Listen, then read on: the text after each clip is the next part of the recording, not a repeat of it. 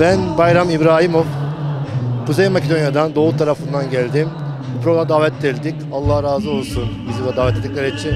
İmamlık vazifesini yapıyoruz o yandan. Gerçekten böyle program düzenlenmesi bizi çok mutlu ediyor. Bizi ta Makedonya'ya buraya getiren tek bir sevgi, o peygamber sevgisidir.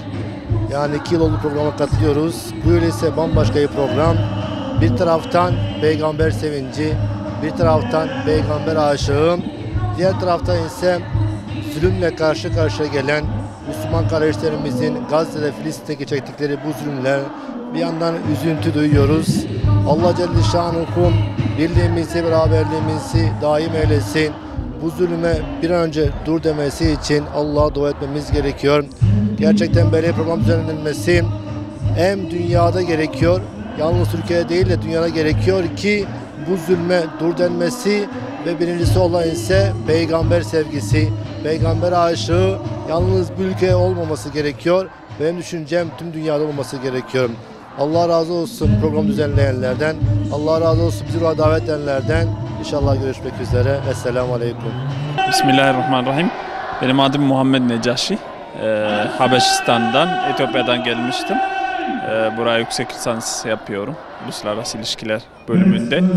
Bugün buraya geldiğimizden bu yana kadar çok ayrı bir duygu hissediyorum. Hiç böyle bir şey olacağını hiç beklemiyordum.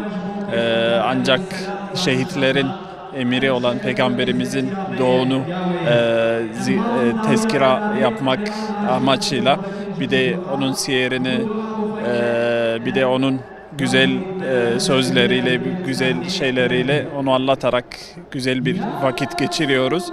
Onun yanında da Gazze kardeşlerimize unutmamak için, yani hepimiz onlara baktığımız zaman kusur hissediyoruz. Onlara yalnız bıraktık. Hiçbir yardım etmedik. Belki bu bir küçük bir şey olabilir ama büyük bir dağ küçük bir taştan geliyor. Böyle bir Arapça sözleri var. Ben öyle bakıyorum. Böyle bir küçük taşlar toplanıp yarın baktığımız zulümü karşı çıkan bir de onlara da özgürlerini kazanmak için bir yola gösteriyor diye düşünüyorum.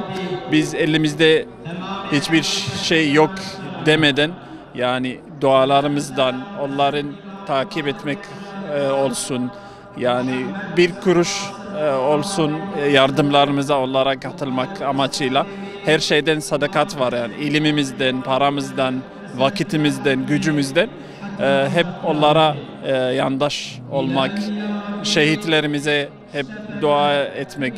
İlk geldiğimizde fotoğraflara baktığımız zaman yani şehitlerimizin Yahya Sinvar, İsmail Haniye ve diğer şeyleri kendi kendilerine baktığımız gibi hissettim. İnşallah onları da yarın kıyamet günü de bize bakıp ne yaptınız bize yardım etmek için dedikleri zaman boş çıkmak amacı için böyle bir şeyler olsun. Hep destek olalım, hep beraber onların yanında olalım diyorum. Bunu hazırlayan tüm kardeşlerim çok teşekkür etmek istiyorum. Allah razı olsun, Allah kabul etsin. Var olun, sağ olun.